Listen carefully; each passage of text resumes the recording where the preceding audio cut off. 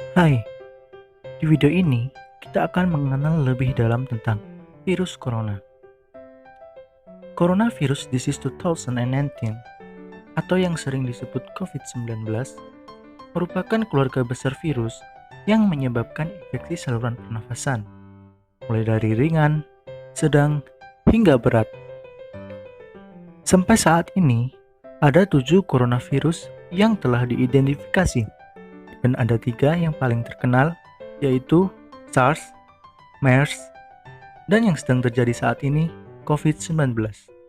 Lalu, bagaimana cara virus corona menular? Infeksi virus corona disebabkan oleh virus itu sendiri. Kebanyakan, virus corona menular seperti virus lain pada umumnya, yaitu percikan air liur penderita, menyentuh tangan atau wajah orang yang terinfeksi, menyentuh mata, hidung, mulut, serta memegang barang yang terpapar virus. Lalu siapa saja yang berisiko terkena virus? Menurut Satgas COVID Kementerian Kesehatan, orang-orang yang berisiko terserang COVID adalah orang yang memiliki daya tahan tubuh yang lemah, orang yang memiliki penyakit kronik seperti penderita gangguan jantung atau penderita gagal ginjal kronik yang sedang melakukan hemodialisis. Kemudian, orang obesitas, ibu hamil, dan usia 60 tahun ke atas. Intinya, COVID-19 bisa menyerang semua orang. Jadi, selalu berhati-hati ya. Bahaya virus corona ada banyak, seperti infeksi hidung, sinus, dan tenggorokan bagian atas, dan menyebabkan komplikasi pneumonia dan gagal ginjal. Tapi, ada yang lebih mengkhawatirkan dan harus kita waspadai, yaitu happy hypoxia.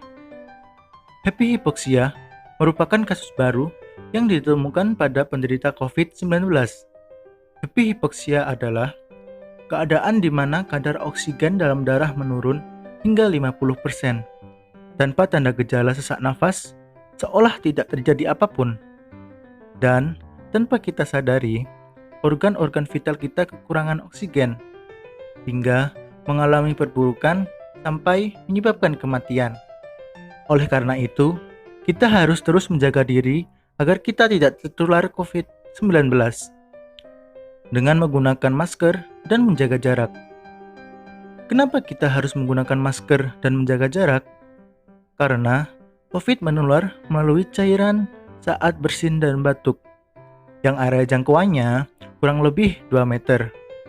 Untuk itu, kita harus menggunakan masker dan menjaga jarak. COVID-19 bisa bertahan hingga beberapa jam tergantung jenis permukaan suhu atau kelembapan lingkungan. COVID-19 berkembang baik di permukaan benda yang halus seperti gagang pintu.